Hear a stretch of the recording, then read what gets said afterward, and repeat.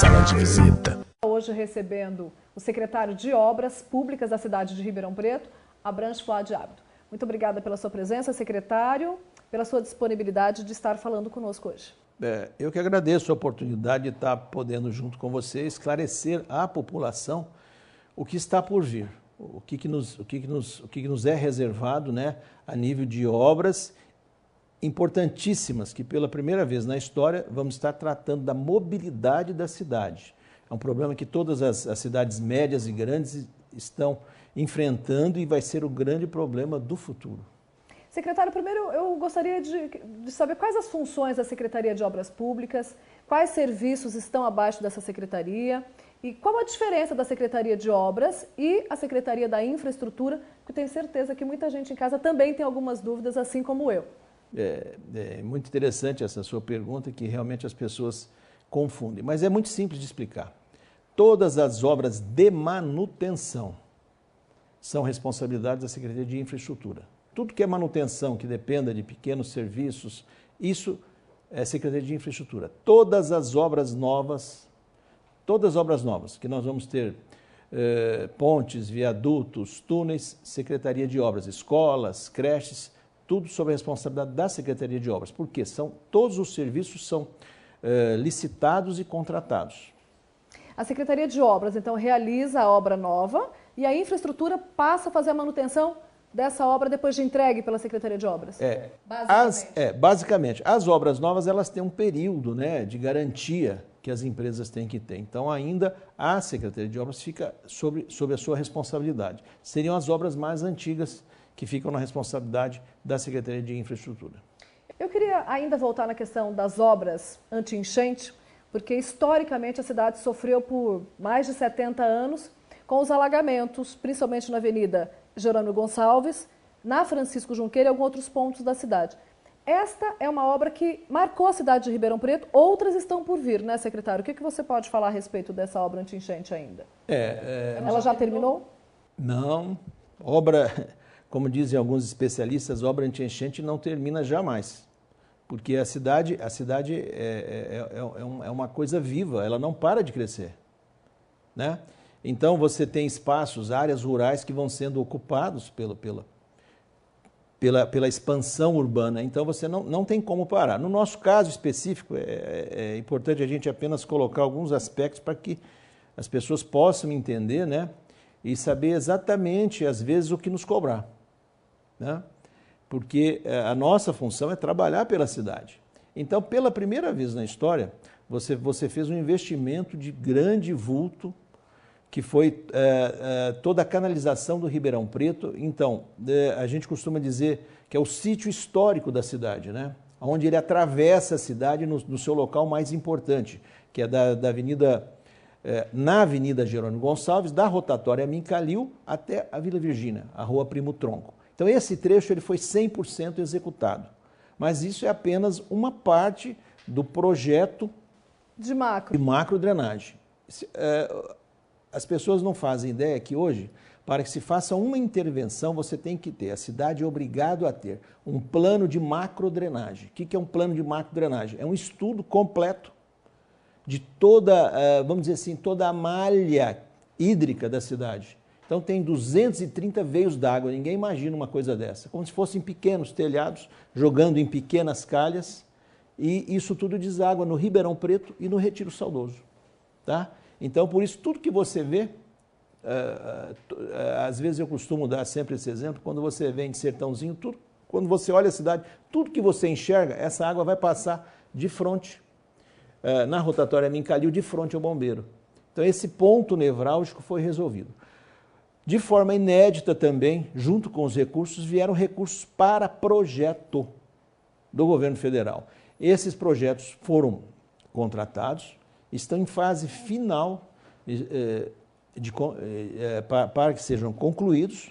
Estão na parte de outorga, tem que ser feita uma outorga pelo DAEE, tá certo? Para depois licitar.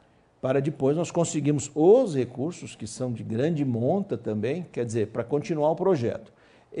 Estou falando de projeto. As obras foram então, onde eu disse, nesse sítio histórico, da Amin Calil até a Primo Tronco. Agora, esses projetos contemplam o quê? toda a Via Norte, são mais 7 quilômetros, é a canalização de mais 7 quilômetros da Via Norte. Na Francisco Junqueira, que não sofreu nenhuma intervenção, a partir do cruzamento com Jerônimo Gonçalves, ele será todo rebaixado, aquele leito em rocha, para aumentar a capacidade de vazão. Bem, as águas que vêm do sentido de Cravinhos para o centro de Ribeirão Preto têm que ser contidas para que no futuro tenhamos a segurança que não importa a chuva que dê, tá certo? Bem, a nível de projeto, então, está sendo elaborado essas barragens que vão conter essas águas, então elas ficam acima do centro da cidade. O centro da cidade já está feito, já está executado, 100% executado. E depois, então, nós temos que encaminhar essas águas até o Rio Pardo, que seria a canalização da Via Norte, que são mais 100 quilômetros. Projetos, estou dizendo. Isso está em fase de projeto, para que depois haja uma possível vinda de recursos do governo federal ou municipal. E o senhor acredita que esses projetos e mesmo o início dessas obras, ou a totalidade delas, possa acontecer ainda nesses 2 anos que o senhor tem em frente à Secretaria de Obras? O objetivo nosso agora é concluir esses projetos e conseguir as suas licenças, para que então a senhora prefeita possa, num trabalho político tão intenso quanto foi para conseguir os recursos das obras já realizadas e também das obras do PAC, tá certo? Tente inscrever a cidade para que receba esses recursos também. Nós podemos falar com total segurança que Ribeirão Preto nunca antes recebeu tantos recursos do governo federal para obras de infraestrutura e mobilidade urbana? Essa sua colocação é bastante importante e não é nada difícil se constatar. No início dessa administração, da administração Darcy Vera, nós recebemos as obras com 1% apenas realizado. Tá? E tinha recursos destinados de emendas parlamentares do valor de 10 milhões e coisa de 2 ou 3 milhões do Estado. Não mais, recurso nenhum mais se disponia. Então, foi feito mais um empréstimo de 52 milhões, conseguiu-se mais, ao longo dos anos, mais 10 milhões por ano de emenda parlamentar. No total foram quantos? Total foram 117 milhões. Então nós estamos falando, começamos com 10 milhões, pulamos para 117 milhões e hoje nós vamos trabalhar e vamos licitar aproximadamente 300 milhões. Bom, sobre isso nós vamos conversar daqui a pouquinho, que todo esse dinheiro está destinado para as obras do PAC. Mas antes eu quero perguntar sobre o calçadão. Né? O calçadão, as pessoas não conseguem entender o porquê desse atraso. Eu gostaria que o senhor explicasse para o pessoal de casa o que acontece com as obras do calçadão. É simples. Nós no passado participamos de outras administrações e você sempre chegava na questão do calçadão, você não tinha recurso, parava. Eu, pessoalmente, já participei há 15 anos atrás e conseguiu-se, então, que a CPFL financiasse toda a parte de infraestrutura do calçadão, tá certo? Começaram-se as obras, custos aproximadamente de mais de 10 milhões de reais, impossíveis da administração arcar com esses custos, bancar, só que nós tínhamos um problema. Como é uma área muito antiga, a cada quadra que você abre ou que você caminha, você encontra uma surpresa, você encontra um problema novo.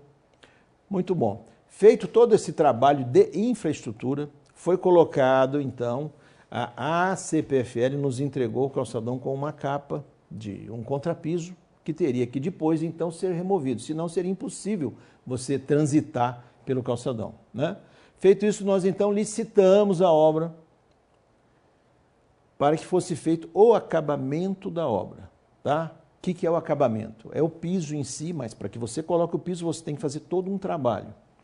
Esse trabalho também nos reservou uma série de surpresas, porque você tem as ligações dos prédios, que todas eram bastante deficientes. Uma região muito antigas, né? E todas estão sendo refeitas, as galerias refeitas, tá certo? Então, agora, o que vai acontecer? Está sendo colocado o acabamento, será colocada toda a posteação ornamental. Depois, mobiliário urbano, sombreiros, bancos, lixeiras, tá certo? Depois, então, serão feitas todas as ligações individuais, energizada a rede, para a partir daí, então, você desmantelar toda a rede. A CPFL irá tirar toda a fiação e retirar os postes. Se você observar hoje, os postes, o acabamento só não está sendo feito no pé do poste. Esse poste vai ser retirado.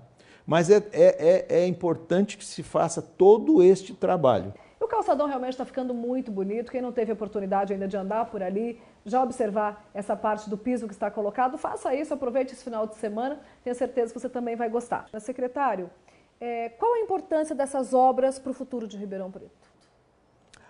Bem, essas obras eu julgo de vital importância, porque todos nós, cidadãos dessa cidade, nunca ouvimos antes falar em mobilidade urbana. Então, de alguns 4, 5 anos para cá, é que nós estamos ouvindo falar e que nós tivemos a oportunidade também dada pelo governo federal, que selecionou Ribeirão Preto através de, não podemos deixar de falar, de uma ação política antes nunca vista na cidade. Essa ação, o que é? Foi o desempenho da senhora prefeita em conseguir esses recursos, por volta de 300 milhões que irão mexer com a cidade toda. E de um governo que não é exatamente não é o governo do partido que a prefeita né, secretário? Por isso que a gente exalta essa ação política, né? A nós nos cabe toda a parte técnica, mas nós não temos ação política. Então, se você não tiver esse conjunto de ações, e esse PAC da mobilidade, como disse, nós vamos mexer com a cidade inteira. Quais obras serão feitas? É importante a gente, nesse conjunto de obras, antes dizer a origem disso, de onde se originou isso. A empresa de transporte da cidade, que é a responsável, transporte e trânsito, que é a Transerp, ela encomendou um plano de mobilidade feito por técnicos de altíssima capacidade. Um estudo. É exatamente um estudo. Como no plano de macrodrenagem, você tem hoje de forma inédita um plano de mobilidade, que é como se fosse o plano diretor da mobilidade da cidade. Então esse plano ele é baseado em pesquisas de origem e destino de todos os transeuntes. Qual que é o objetivo desse plano? É através dele detectar-se, né, aonde você pode melhorar o trânsito e principalmente o transporte coletivo da cidade. Então foi feito uma análise profunda, né, dessas linhas, né, desses corredores de transportes, e foram eleitos, né, os locais que deveriam receber essas intervenções do PAC da mobilidade. Então não tem achismo, né?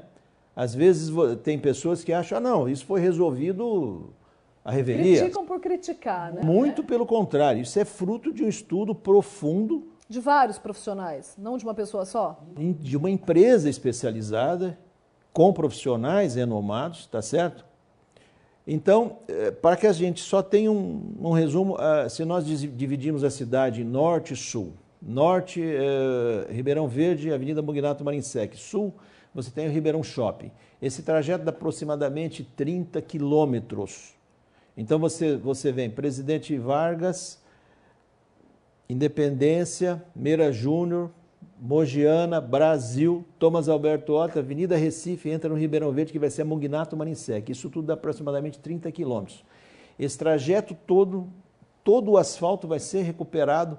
Todas as paradas de ônibus serão feitas em concreto armado, porque se você observar, as paradas de ônibus sempre afundam o pavimento, porque o ônibus pinga óleo, o óleo degrada o asfalto, provoca aquelas deformações no piso. Então, esse corredor, esse é o corredor norte-sul, né? Ele será tratado. Nós teremos novos pontos de ônibus, novos abrigos, sinalização de solo, sinalização aérea. Terá uma central semafórica controlada pela Transerp, que você poderá interagir no tempo dos semáforos, que hoje nós não temos isso. Quer dizer, então, bom... Viadutos? Bem, neste lote, que nós chamamos Norte e Sul, nós vamos ter, na confluência da Diederiksen com a Presidente Vargas, um túnel que vai acessar no sentido sul. Antes da Diederiksen, nós vamos ter a sobreposição da Francisco Junqueira, no cruzamento com a Condeixa, que é outro viaduto. Quando você adentra a praça, a rotatória, a gente chama de rotatória, mas não é, onde nós temos ali o McDonald's, nós temos o Habib's. Então, ali, se você observar hoje, você vem. Na Diederiksen é uma pista de duas mãos, ela se torna única. A Portugal, ela vem, é duas mãos, se torna única. A 9 de julho é duas mãos, se torna única. Ali serão binários, que a gente chama, será mantidas a mão dupla nos dois sentidos, tá certo? Então, ela será toda reestruturada. Aí você sobe a Diederiksen, terá o túnel que leva no sentido do Ribeirão Shopping. Depois nós teremos no início, na origem da Presidente Vargas, que é exatamente no cruzamento 9 de julho, Independência, onde surge a Presidente Vargas. Nós teremos um túnel que passa sob a 9 de julho e sai na Presidente Vargas nesse sentido. Vai virar um canteiro de obras. E desde já nós pedimos a colaboração e a compreensão da população, porque não é fácil executar isso num prazo, porque mexe com, né, num período de 2 anos. Então, é um desafio que nós estamos nos propondo, junto com a senhora prefeita, para que a gente possa executar isso, e sem a colaboração da população e a compreensão. O processo já está o quê? Em que fase? Licitação, projeto, como é que está isso? Todas as peças técnicas estão prontas, nós já submetemos ao departamento jurídico. Na prática, nós esperamos estar na próxima semana publicando esta licitação. Então, são 2 lotes, um lote de 150 milhões de reais, que é o Norte-Sul, outro de 100 milhões de reais, que é Leste-Oeste, que seria da... As obras começam ao mesmo tempo? Simultaneamente. Por isso que eu estou dizendo que nós precisamos da colaboração, da paciência, da compreensão da população. E depois, então, numa terceira etapa, são 24 milhões, imagine, somente para essa sinalização eletrônica, que você vai ter um controle de toda a cidade. Então, a gente espera que na próxima semana esteja publicado e no mês... publicando... a gente acredita que em março... Legal tem os prazos legais para as manifestações. Caso ocorra tudo certinho, tudo a contento, a gente acredita que no mês de março, final de março, a gente pode estar falando em obra. Secretário, qual o grande desafio enfrentado pela administração pública hoje? Sem dúvida as contas, né? Falta de recursos, falta de dinheiro. Eu, apesar de ser um técnico em engenharia, em arquitetura, eu também tenho formação em gerenciamento de cidades. A gente vem estudando administração pública já há mais de 10 anos, né? E eu pessoalmente acho que o grande desafio é você equalizar, às vezes, os recursos federais, estaduais e municipais. Eu digo equalizar porque nós pagamos. Esse não é um problema só de Ribeirão Preto, a gente vê que é um problema do Brasil como um todo, né? Por isso que eu disse para você, quem que paga? Nós pagamos. Contribuinte. O contribuinte, nós pagamos. Então, quando você vai... esse recurso é federal. Não é nada, é nosso, o recurso é nosso. Aqui foi para Brasília e tem que voltar. Agora, depende da capacidade dos nossos governantes aqui, municipais, em irem buscar esses recursos. Agora, essa equalização é muito complexa, né? Nós temos queda de receita e cidades, especialmente como Ribeirão Preto, que são mini metrópoles, né? Você veja, tem uns números alarmantes. Nós temos 700 mil habitantes. O pessoal me conta, mas é difícil você acreditar que tenha 1.200.000 cadastrados na rede municipal de saúde. Então, isso vira um saco sem fundo, não tem como. Inadministrável, né? Como é que você vai conciliar, como é que nós experimentamos, você veja quantas creches, quantas escolas, quantos postos de saúde foram abertos. E são insuficientes. Quantas obras estão hoje em andamento na cidade de Ribeirão Preto pela sua secretaria? Não, nós concluímos um ciclo de obras, né? Uma série de obras, como eu disse, escolas, postos de saúde. Hoje nós temos a UPA, vamos começar o distrito, temos esse grande desafio que são essas obras do PAC, da mobilidade, que é um desafio monstruoso que a cidade nunca viveu isso. Eu digo monstruoso porque é grandioso, tá certo? E, novamente, eu peço a colaboração de todos, porque sozinhos nós não conseguimos fazer.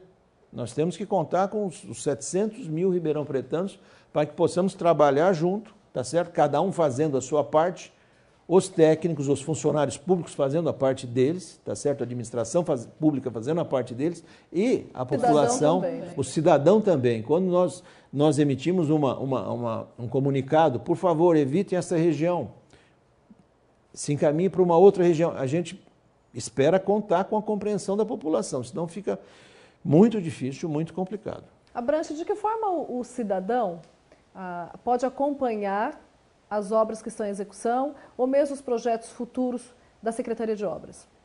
Através do site da Prefeitura, né? Você pode acessar, não só acompanhar essas obras, as licitações também podem ser acompanhadas no site. Tudo é público, tudo é transparente, né? E quando se iniciarem as obras do PAC, a gente vai manter um portal especificamente para essas obras do PAC, para que a população possa, inclusive, se comunicar com a gente. Parabéns. Parabéns pelo seu trabalho, parabéns pela sua dedicação frente à Secretaria de Obras, mas especialmente por ser uma pessoa que se preocupa tanto com o futuro da cidade, porque é uma cidade de todos nós, a cidade dos nossos filhos, a nossa cidade. Então, parabéns pelo seu trabalho e obrigada pela sua presença aqui no Sala de Visita. Eu que agradeço ter a oportunidade de estar colocando isso para a população. Muito obrigado. Continue conectado com a gente, porque nós sempre temos mais informação para você. Até já. Sala de visita.